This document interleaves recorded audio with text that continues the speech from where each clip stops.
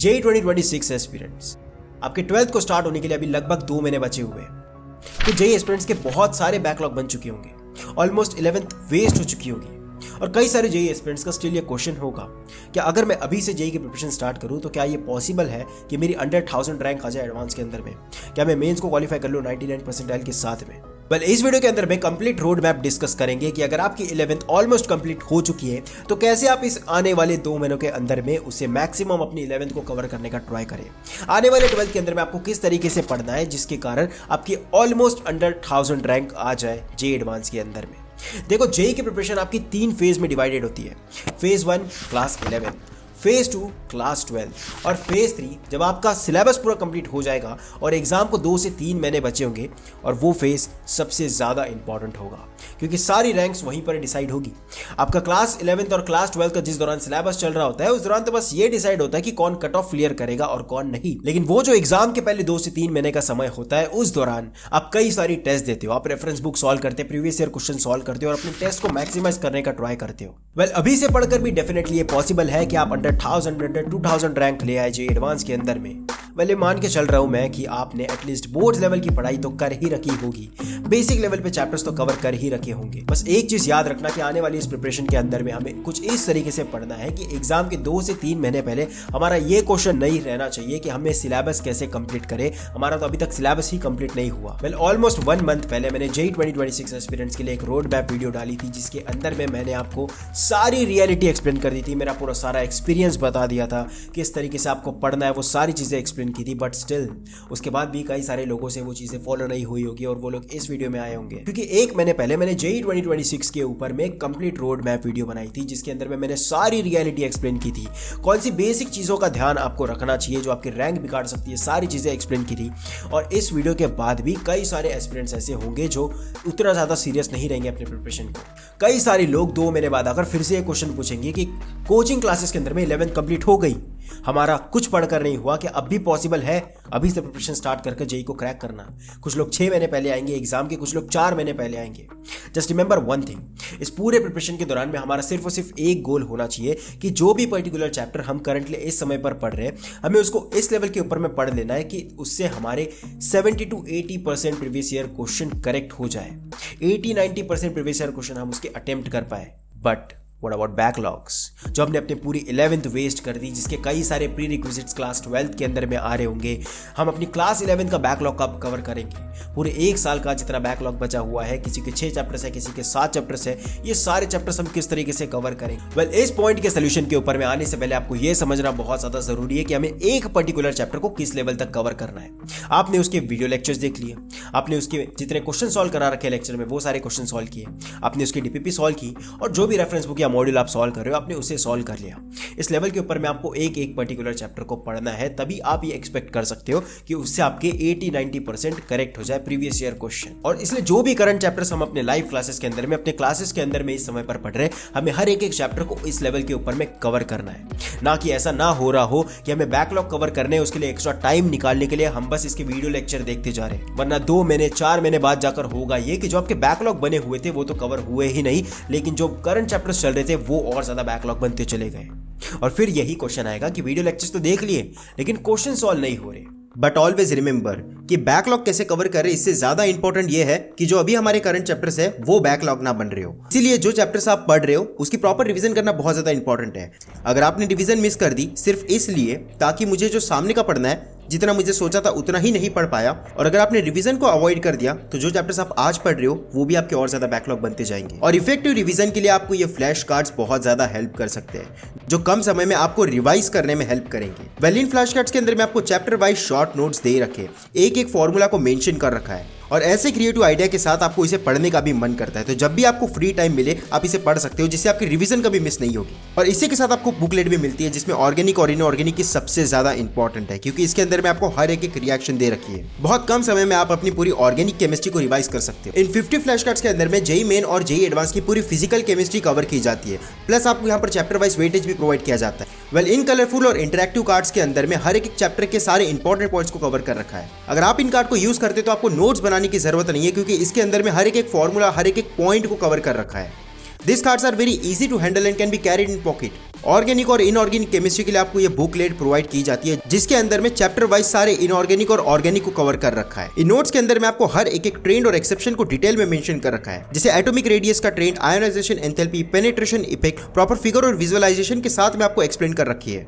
इसी तरीके की सेम बुकलेट आपको ऑर्गेनिक और इनऑर्गेनिक केमिस्ट्री के लिए भी मिलती है। ये कलरफुल और इंटरेक्टिव नोट्स आपका बहुत ज्यादा टाइम सेव करेंगे और मेंस के फर्स्ट टाइम में भी आपको ऐसे कई सारे क्वेश्चंस मिल जाएंगे जो डायरेक्टली इस फ्लैश कार्ड से आए। ये flash card physics, chemistry, maths तीनों के लिए ही अवेलेबल है। Make sure to check it out, all the links are in the description. Well, अगर आपका वीडियो लेक्चर देखने के बाद भी क्वेश्चन सॉल्व नहीं हो रहे, किसी भी पर्टिकुलर चैप्टर का वीडियो लेक्चर देखने के बाद उसके एटलीस्ट 50% प्रीवियस ईयर क्वेश्चन तो आपसे करेक्ट हो ही जाने चाहिए, सॉल्व हो ही जाने चाहिए। और अगर आपसे वो नहीं हो रहे, आपका फिर भी ये क्वेश्चन है कि लेक्चर हो गए लेकिन प्रीवियस ईयर क्वेश्चन सॉल्व नहीं हो रहे, इसका सिंपल सा यही मतलब है कि आपने उस लेक्चर को ध्यान से नहीं देखा।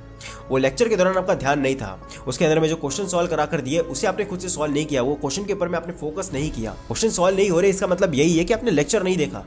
और इसलिए पॉइंट नंबर 1 हमें यही ध्यान में रखना है कि जो भी करंट चैप्टर्स इस समय पर चल रहे, हमारी प्रायोरिटी सबसे पहले वो होनी चाहिए, उसके बाद हम बैकलॉग के ऊपर में फोकस करेंगे।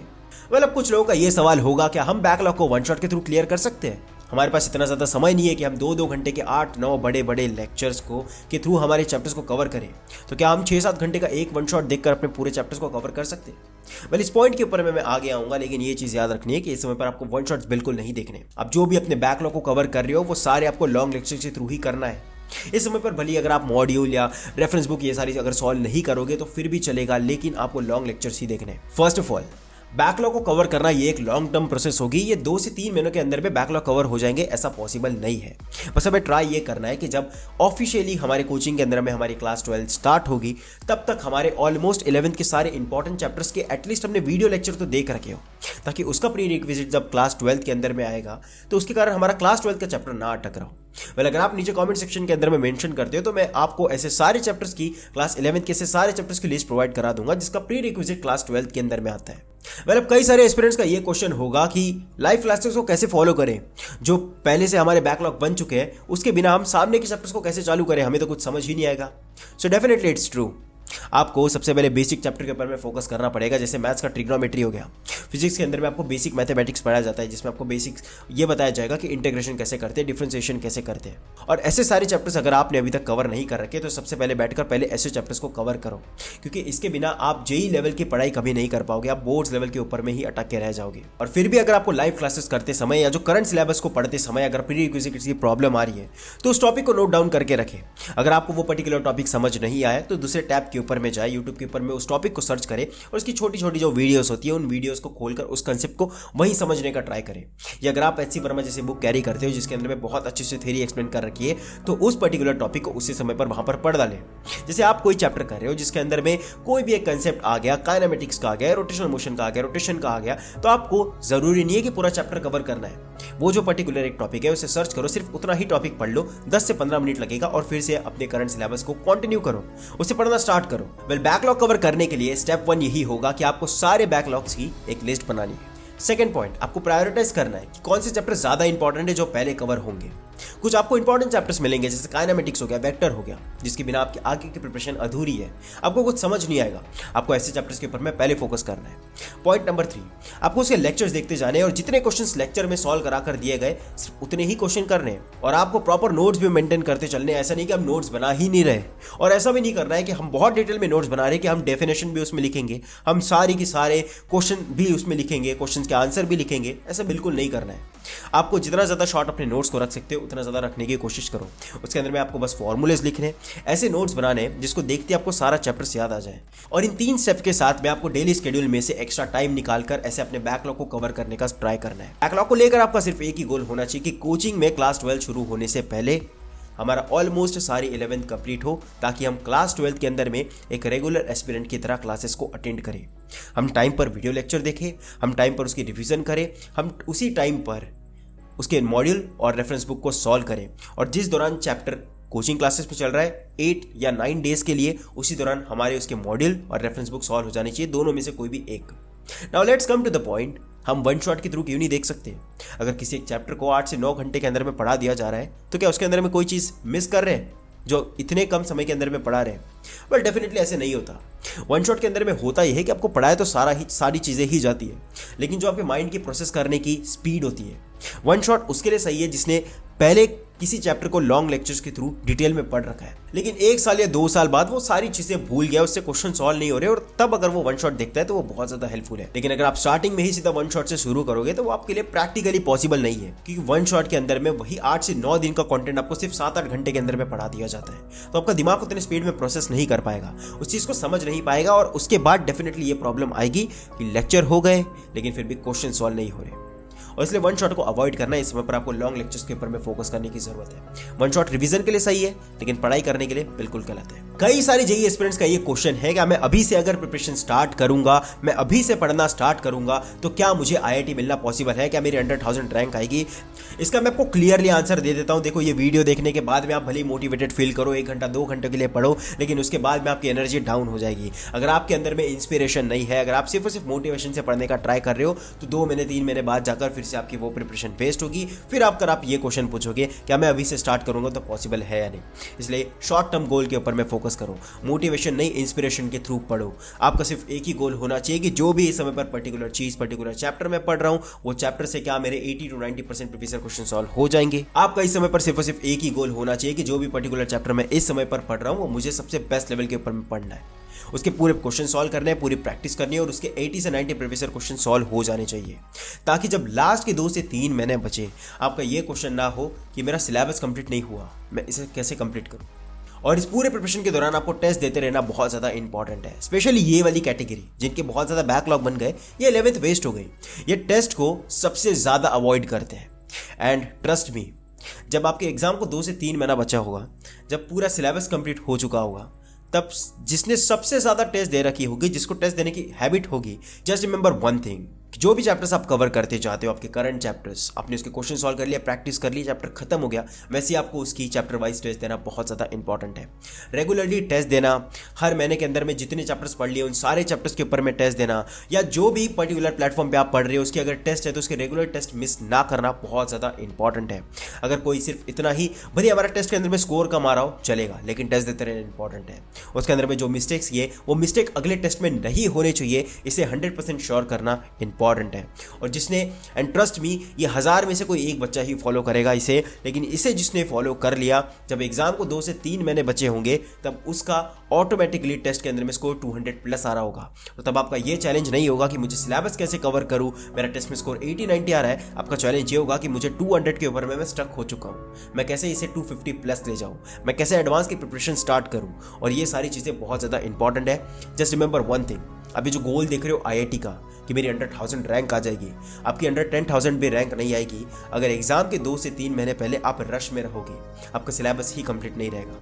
अगर आप इन मेंस लेवल की प्रॉब्लम में ही फंसे रह गए तो आपकी एडवांस की प्रिपरेशन स्टार्ट ही नहीं होगी।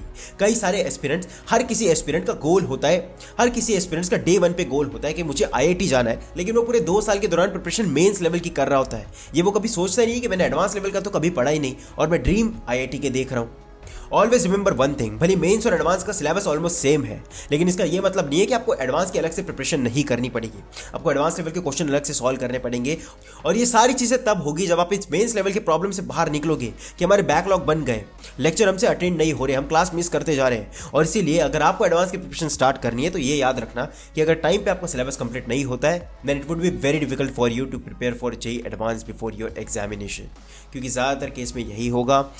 आखिरी मोमेंट तक, JEE मेंस के सेकंड अटेम्प्ट तक लोग मेंस की प्रिपरेशन करेंगे, और एडवांस को जब 1 महीने से कम बचा होगा तब अपनी एडवांस की प्रिपरेशन स्टार्ट करेंगे। वेल, नेक्स्ट वीक मैं कंप्लीट रोड मैप वीडियो लेकर आऊंगा फॉर योर क्लास 12 कि आपको क्लास 12 स्टार्ट होने से पहले क्या क्या चीज़ों का ध्यान रखना है, और क्लास 12 में हम किस तरीके से पढ़ रहे होंगे, जो ये इंश्योर कर देगा कि हमारी एडवांस में 1000 रैंक तो आ ही रही है। I hope this video will help you. This is Dheeraj from IIT Madras signing off.